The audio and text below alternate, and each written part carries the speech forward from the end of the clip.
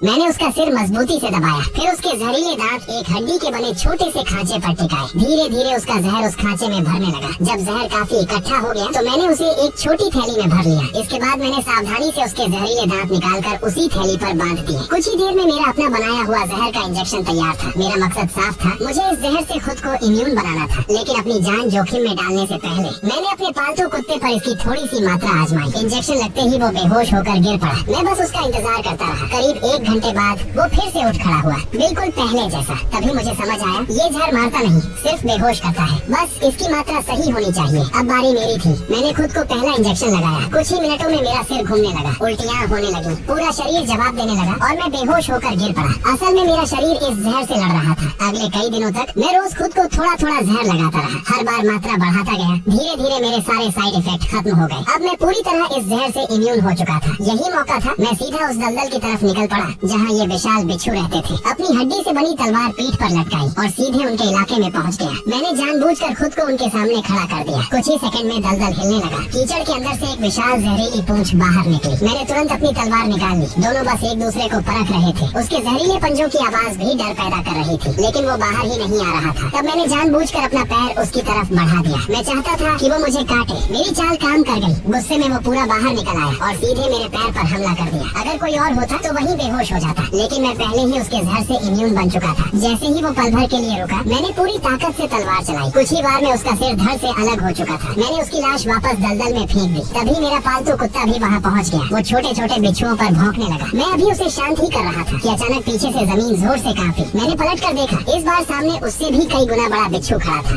ये उनका राजा था। उसने बिना चेतावनी दिए मुझ पर हमला कर दिया। मैं किसी तरह लुढ़क कर बच गया। उसकी एक पूंछ का वार ही मुझे कई मीटर दूर फेंक गया। इसी बीच बाकी छोटे बिच्छू मेरे कुत्ते को घेरने लगे। मैंने तुरंत उसे उठाया और पूरी रफ्तार से दौड़ पड़ा। फिर सही मौका देखकर मैं फिसलते हुए सीधे बिच्छू राजा के नीचे से निकला। मेरी तलवार उसके पेट को चीरती चली गई। मैं दूसरी तरफ निकल गया, लेकिन जब पीछे मुड़कर देखा तो वो अपने बाहर निकले अंग खुद ही निकलने लगा। वो नजारा देखकर मैं भी सन्न रह गया। मैं तुरंत अपने कुत्ते को लेकर उस घाटी से निकल गया।